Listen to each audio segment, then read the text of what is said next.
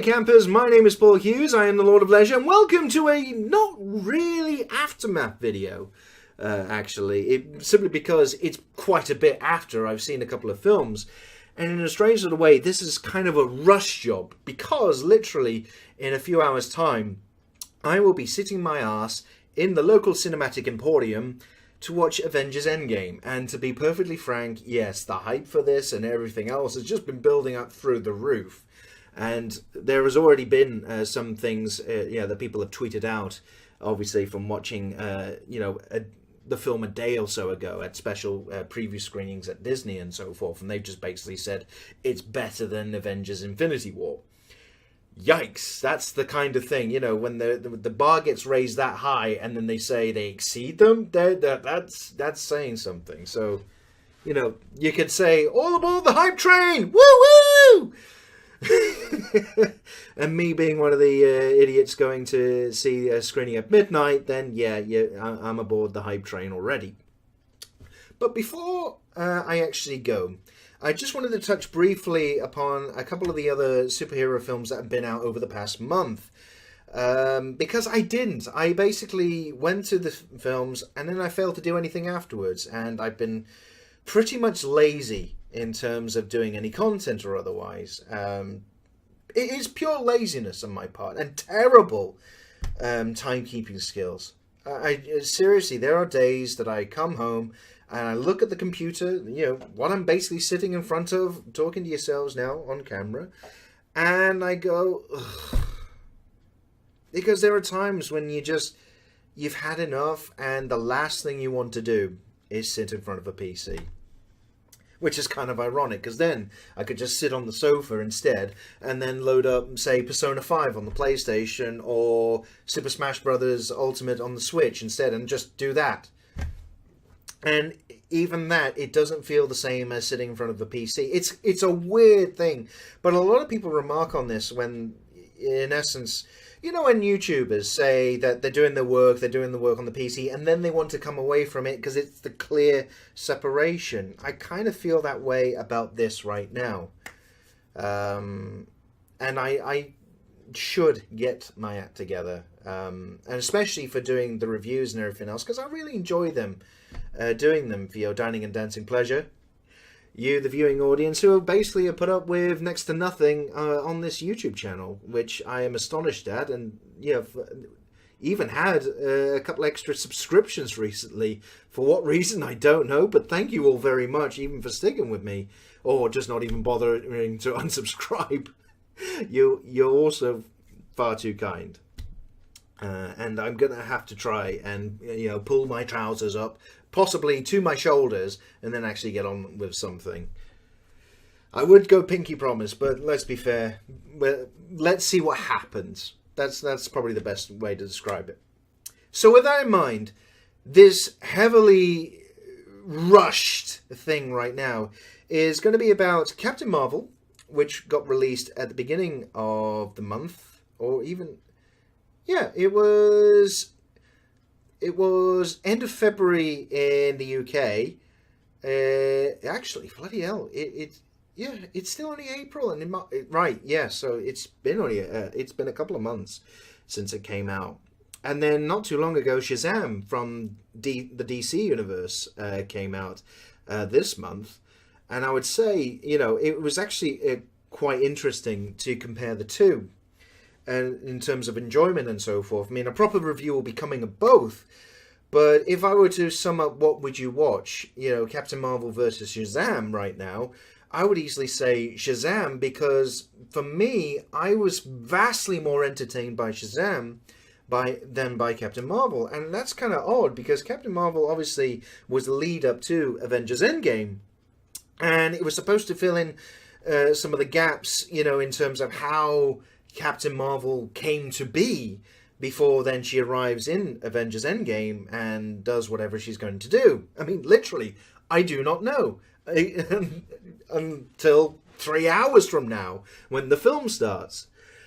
And so it was sort of, the hype should be building up from that, but it was an entertaining film which then led me to be more pessimistic about Avengers Endgame. And that's a very odd thing for Marvel to do in a strange sort of way. It makes no sense. There were some great entertaining bits. The opening part with the Stan Lee tribute, right at the very beginning with the Marvel logo, it was showing all the incarnations that Stan Lee had played in the films and so forth. That was wonderful. Absolutely wonderful. A wonderful tribute. Ben Mendelsohn and Samuel L. Jackson were two standout performances for me in Captain Marvel. And yes, the cat was a nice surprise, even though there were times where it was questionable CGI, the CGI used for the cat. But one of the biggest problems for Captain Marvel is that I started wondering. Yeah, basically, the film made me start ask questions about, because it was set in the mid-90s and it was all set up, it was some setup before, Iron Man and so forth actually was to happen. In terms of the timeline of the Marvel Cinematic Universe, it started making me ask questions, and also ask the one important question, which I guess they're going to address in Avengers Endgame, which was, where the fuck were you all this time? There were other emergencies. Don't get me wrong, the universe thing is certainly, oh my god, but there were clearly world-ending events in other films that you just go, where were you? They were emergencies, surely! Or do they have to be just the tippy-top emergency level before you'll actually go, yeah, alright, I'll come back and help. It's just... and also, I guess I know they were going for just a moment of how Nick Fury lost his eye, but just how he handled it, there's no fucking way. I know this is a little bit silly, but no one reacts that way to being scratched in the eye. That's all I'm saying on that point. No one is just still going afterwards. No one. I don't care who you are. It was... Overall, Captain Marvel was... It had entertaining parts. It was an alright film. Would I watch it again? Nah, I'm good. Whereas with Shazam, and a special shout out actually to Zachary Levi and Asher Angel here, who played Billy Batson and Shazam. There, and actually all the cast, in Shazam, it was a lot simpler a setup, and Shazam was definitely the much more standalone film. I mean, Captain Marvel had basically an awful lot of stuff to lean on, like the early days of S.H.I.E.L.D., and various other parts we'd seen in Guardians of the Galaxy. Basically, it utilised quite a lot of the rest of the universe that it had already had set up. Whereas Shazam, aside from one or two references with Batman and Superman, and it was done actually pretty well. It really could stand on its own 2 feet, and it was a lot simpler, an origin story. And the pacing was much better. Captain Marvel, they had to squeeze in an awful lot of stuff in just to keep it going, and at times it felt rushed. Shazam to me was the better pacing. It allowed you to get comfortable with the silliness. And let's be fair, of the 2 films, Shazam is absolutely fucking silly. Make no mistake, but it's entertainingly silly. And it just worked so well. I mean, there were times when I just couldn't help but think of Tom Hanks in Big. And it was just, and it's not a detriment, far from it. It was done superbly well. It was a brilliant family film. Mark Strong was a great bad guy in this, and it gave him a very simple motivation. It set up what motivated him to seek out the cave where the old wizard Shazam was otherwise, where he had just been looking for someone to take over from him, because he was obviously getting older and he needed to pass the magic on. All these things, it all made perfect sense. Whereas with Captain Marvel, things were glossed over. Right, there's Krill. What are they? They're good or bad? I don't know. They just accept it. It was just boom, boom, boom, boom, boom. There was this organization, and there was an alien world of which we saw next to nothing of. There was all sorts of things that were there, and you could see that it would surely beg to be explored, but then it was just quickly rushed through, and it's such a bloody shame. I think genuinely they could have done a lot more with Captain Marvel than they did. And what they did with Shazam was of a lower level, but yet still stakes became high, and there was no bad performance, remarkably, from Shazam. As ridiculous as it was, it made sense. As time went on, I was more and more on board with the silliness. So then, when there was a couple of maybe hitches here and there, you could say, yeah, okay, I'll forgive him, because frankly, it is one of the. I tell you what, Shazam was one of the funniest uses of a strip club. I could definitely say, without question, multiple times, and it is brilliant. And so I enjoyed Shazam a lot more than Captain Marvel, and so when it comes to comparing the two, it's almost like there is no competition. You could argue, yes, if you're invested in both and you're going to watch it, and yeah, if you're a geek like me, you're going to be watching them anyway. Of course you are.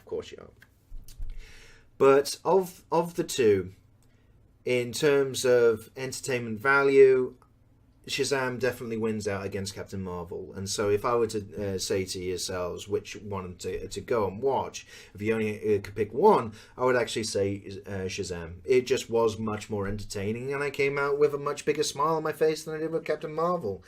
There was some good bits in Captain Marvel, don't get me wrong, but there were also long stretches which were bland and uninteresting, and it made me raise questions about what was going to happen in Avengers Endgame,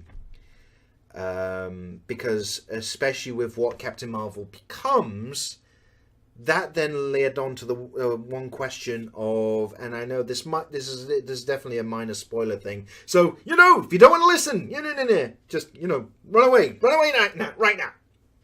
But if you want to stay, by all means. So this is the biggest question I have.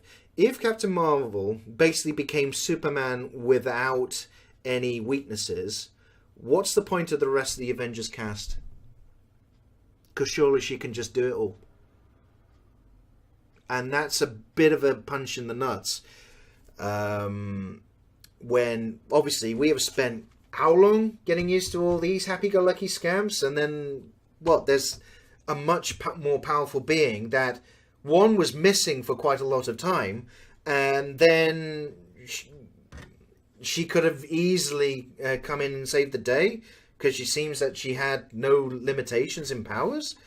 Then what? Why have the rest of the Avengers? It was that kind of thing where I shouldn't have been asking those kind of questions. And that detracted from the experience for me. So there you go, campers. That's a very brief, quick video. It's sort of going into a couple of the superhero films. I haven't watched Hellboy, although by all accounts that's an atrocity of filmmaking. I don't know. I'm almost curious to go watch it just to see exactly how bad it is, or whether or not it's like entertainingly bad. Because that's also a difference. If I can be on board, even though a film's bad, come on, like The Room or otherwise, but it's in the so bad it's good category, yeah, I don't mind. Or is it just literally bad and it's just awful? There's always that possibility, you see. I want to obviously go and see that. I am also concerned that obviously we're going to have a number of other superhero films coming, including not too long from now Spider-Man, which pretty much there has effectively Sony and Marvel's own release of trailers have also kind of screwed up a little bit of some of the spoilers for Avengers Endgame, because we know Spider-Man's back, literally because the film's being bloody released in a couple of months. But hopefully with Avengers Endgame, it's going to explain things, and we are going to get the payoff that is so waiting for us to take right now. And if they deliver, the Russo brothers and the cast and crew, if this is blow my socks off territory with Endgame, then I will fucking salute you, and I will be right here to say so, because yeah, I hope the misgivings that Captain Marvel gave me about Avengers is completely unfounded, and actually it explains a few more things that, if you take within context, then actually made the Captain Marvel film better. It's just, there's an awful lot more riding on that than Shazam, which the DC universe is kind of in a bit of a mess in itself, because there's no Batman and Superman right now. They literally haven't got the actors for it, so it's just, you've got these standalone films that are coming, like Wonder Woman 1984 and things like that. They're going to be coming along, but in terms of anything else now, that's sort of in a bigger mess. And I suppose going down the standalone route has helped them in some respects, because I enjoyed Aquaman, I enjoyed obviously Shazam.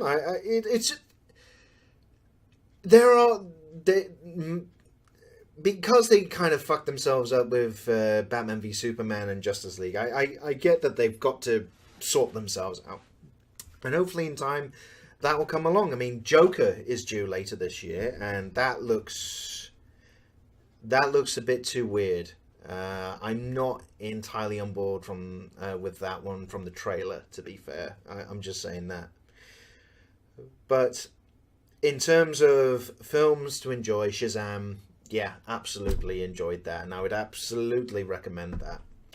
A proper review of both of the films, Captain Marvel and Shazam, I'm hoping to write up on Lord of Leisure, and also then record using my sexual voice for your dining and dancing pleasure on here at some point. And of course, I will be back at some point to talk about Avengers Endgame, because let's be fair, there's no bloody way I'm going to avoid talking about that.